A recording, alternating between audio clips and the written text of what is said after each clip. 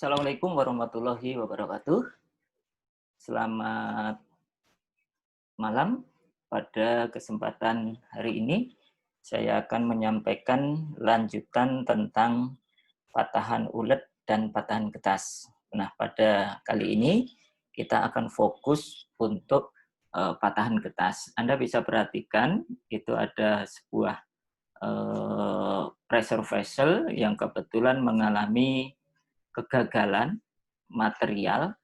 Dan kalau kita lihat sepintas dari struktur permukaan patahan, maka kita bisa memastikan bahwasanya patahan yang terjadi disebabkan karena perilaku getas dari material. Oke, sekarang kita mulai. Nah, patahan getas ini dapat terjadi itu pada tegangan jauh di bawah tegangan luluhnya. Nanti akan kita lihat apa maksud dari tegangan luluh tersebut. Kemudian salah satu ciri patahan getas itu adanya deformasi plastis yang kasar.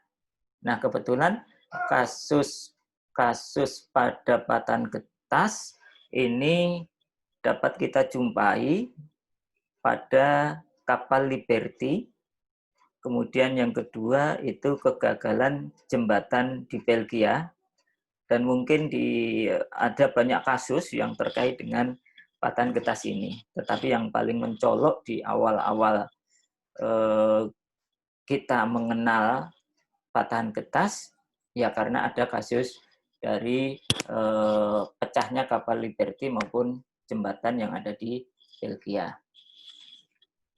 Kemudian yang juga perlu kita ketahui bahwasanya patahan getas itu dapat terjadi pada material getas maupun material ulet dalam kondisi pembebanan tertentu.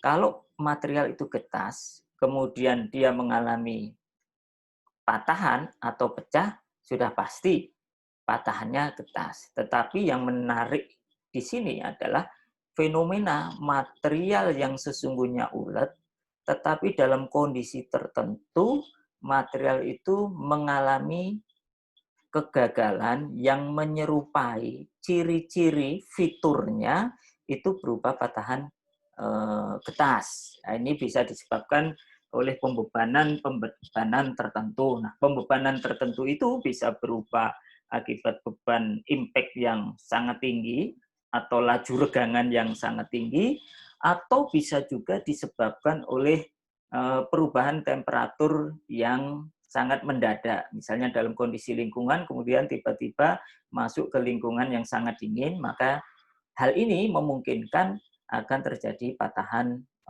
getas. Kemudian berikutnya adalah laju regangan tinggi, tegangan triaksial atau suhu rendah dapat mengubah perilaku ductile menjadi brittle. Nah, ini yang tadi sudah saya sebutkan di sebelumnya. Kemudian secara teoritis kekuatan atom itu akan kita pelajari di sini. Jadi patah adalah pecahnya ikatan antar atom. Nah, minggu lalu juga sudah saya sampaikan bahwasanya ikatan antar atom atau ikatan atomik atau atomic bonding itu bisa terpecahkan ketika ada gaya geser di sana yang bekerja pada bidang slabnya. Kemudian patahan getas ideal itu ditandai dengan semua energi diserap untuk membentuk permukaan baru atau retakan baru. Sehingga apa? Sehingga tidak ada energi yang diserap untuk deformasi plastis. Nah, ini juga minggu lalu sempat saya singgung bahwasanya seluruh energi yang bekerja pada material getas itu akan digunakan untuk membentuk retakan baru. Jadi energinya itu tidak digunakan untuk melakukan deformasi plastis, ya, karena material yang getas ketika retakan itu terjadi maka dia akan langsung mengalami patah atau perpecahan, atau bisa bisa kita katakan laju rambat retaknya ini dalam kondisi yang tidak stabil, sehingga sulit sekali kita untuk memprediksinya. Kemudian berikutnya adalah energi untuk memisahkan atom itu dirumuskan dengan tegangan maksimum dikalikan dengan lambda dibagi V itu sama dengan 2S. Maka ini energi yang nanti akan menyebabkan terjadinya patah getas. Nah, kita punya semacam ilustrasi seperti ini. Jadi kalau kita punya material yang memiliki void tertentu dengan lebar itu 2A, kemudian ketebalannya itu 2B, kemudian pada material tersebut bekerja gaya tarik, maka kita nanti akan bisa memperkirakan berapa besaran tegangan yang bekerja di sekitar void-void tersebut. Sehingga apa? Kita akan mengenal istilah kesetimbangan energi.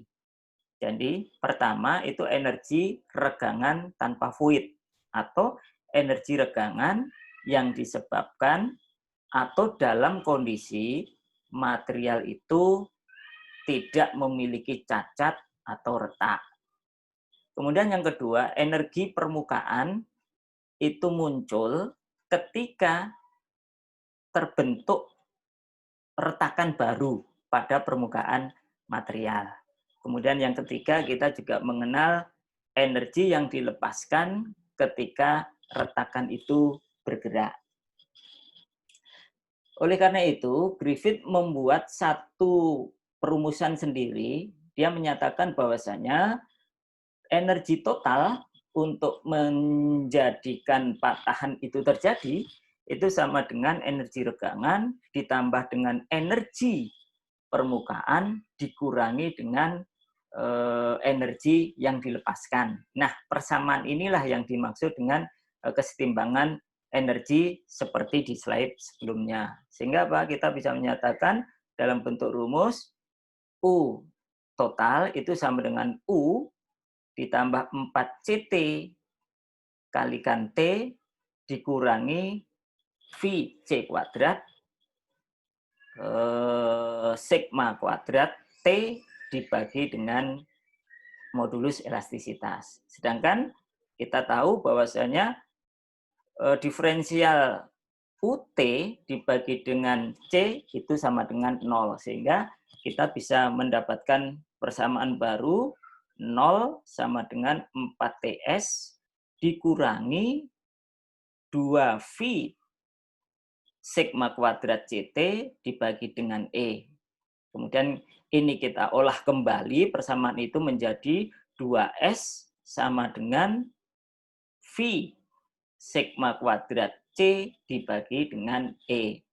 Sehingga kalau misalnya ini yang kita cari adalah tegangan, maka E, V, dan C ini kita pindah ruas. Sehingga kita mendapatkan tegangan ini sama dengan 2S dikalikan E dibagi dengan V kali C, ini dipangkatkan dengan setengah. Nah, ini pernyataan yang dibuat oleh Griffith di dalam merumuskan berapa besaran energi yang diperlukan untuk menyebabkan terjadinya patahan. Kemudian teori Griffith ini disempurnakan oleh Orowan. Karena apa? Karena Orowan punya asumsi bahwasanya formula Griffith ini tidak mempertimbangkan patahan getas. Sehingga apa? Sehingga tidak pula mempertimbangkan adanya deformasi. Sehingga diperbaiki oleh Orowan, tegangan itu sama dengan 2E dibagi dengan VC dikalikan S ditambah P dipangkatkan setengah, atau tegangan sama dengan 2EP dibagi dengan VC pangkat setengah. Nah, teori Griffith dan teori Orowan ini kemudian ditinjau ulang oleh Irwin. Nah, Irwin mengatakan bahwasanya kedua teori Griffith dan Orowan ini sulit diterapkan. Karena apa? Irwin punya asumsi bahwasannya ada 5 bentuk energi di sana. Pertama, kerja yang disebabkan oleh gaya luar, itu sebagai inputannya. Kemudian ada pelepasan energi regangan, itu juga sebagai inputannya. Kemudian ada energi kinetik, itu sebagai disipasi. Energi retakan sebagai disipasi.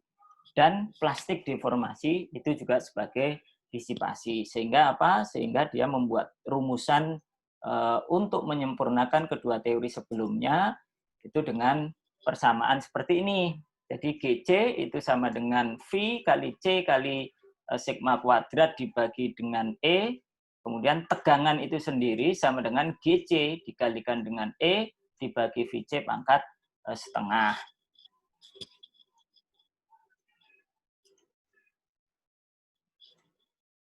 Satu langkah berikutnya yang perlu kita ketahui adalah bagaimana cara kita untuk mengidentifikasi patahan getas itu. Yang pertama, patahan getas itu biasanya rata dan cerah. Jadi di sana kemungkinan kecil terjadi cone and cup itu nyaris tidak ada untuk patahan getas. Relatif permukaannya akan rata dan cerah.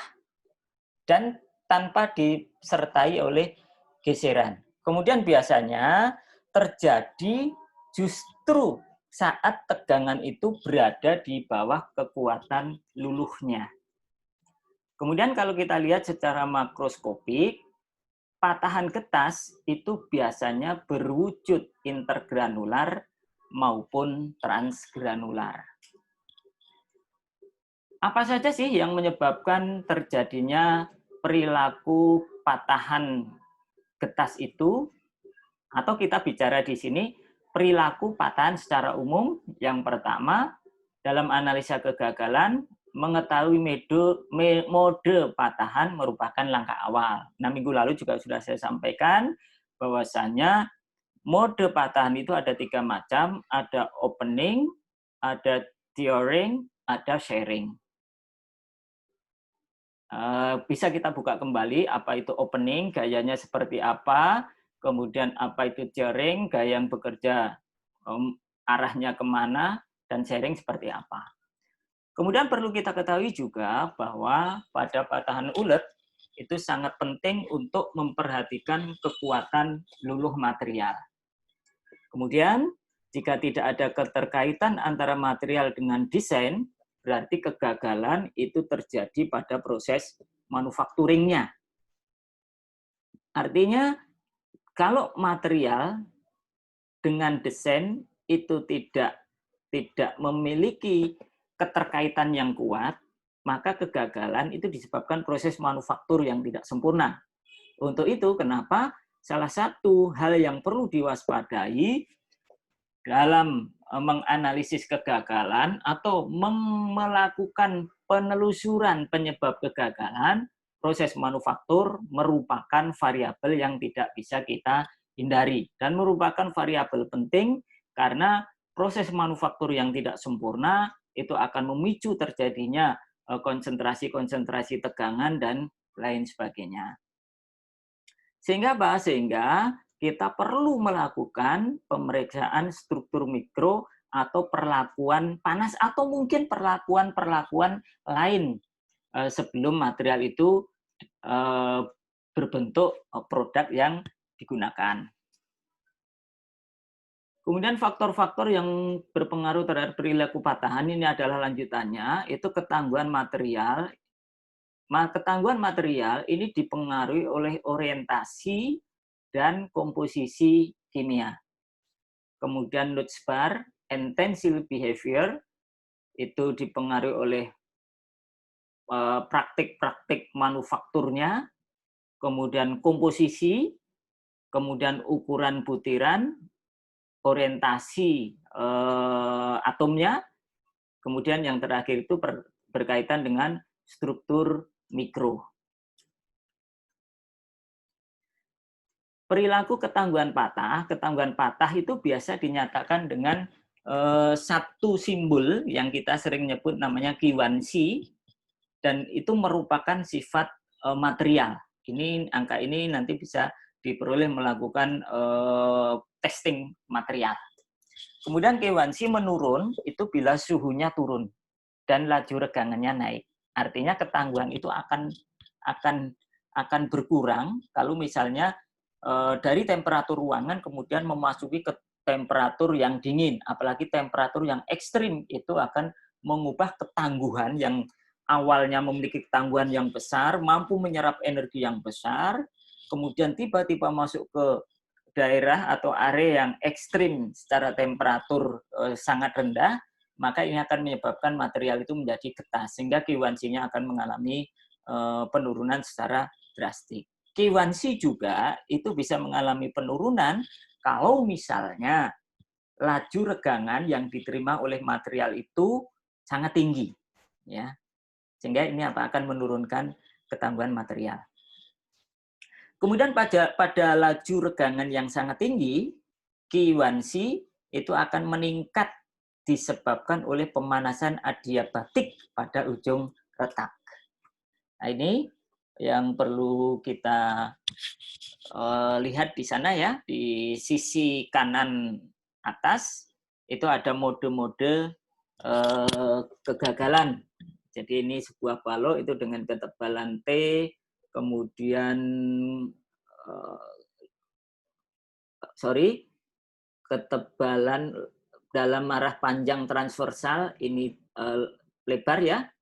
Kemudian yang arah short transfer ini yang transversal dengan yang short transversal itu ketebalannya adalah S. Sehingga kita bisa lihat itu ada T dengan L, kemudian ada L dengan T, S dengan L, S dengan T, dan seterusnya.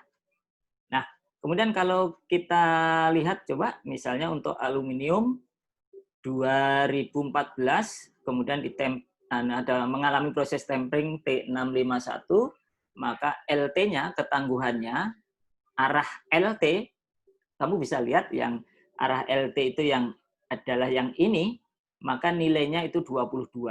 Kemudian arah yang TL, ini nilainya 20, yang arah SL berarti yang ini, itu nilainya 17. Demikian seterusnya untuk tipe-tipe material yang lain, sehingga kita mengetahui ketangguhan patah itu berdasarkan arah arah transversal maupun arah long transversal itu akan kelihatan memiliki perbedaan ketangguhan. Kemudian juga yang perlu kita ketahui bahwasanya heat treatment atau perlakuan panas itu akan berpengaruh terhadap perilaku atau ketangguhan patahnya. Nah, di sini kebetulan ada percobaan yang melibatkan 4 jenis material di sini ya. Itu untuk 0,008% es sulfurnya 0,08 sampai dengan 0,049, ternyata dari kondisi ini kita bisa mendapatkan bahwasanya material tersebut memiliki perilaku yang berbeda. Ini seharusnya bukan heat treatment, ini seharusnya komposisi kimia yang dimiliki oleh material itu akan berpengaruh kuat terhadap perilaku ketangguhan patahnya. Jadi kalau kita lihat semakin sedikit kandungan sulfurnya, maka ketangguhan patah material itu akan mengalami peningkatan. Kemudian kita juga lihat kembali, jadi ini masih berkaitan dengan slide sebelumnya, dikatakan bahwa kandungan sulfur semakin meningkat, maka ketangguhan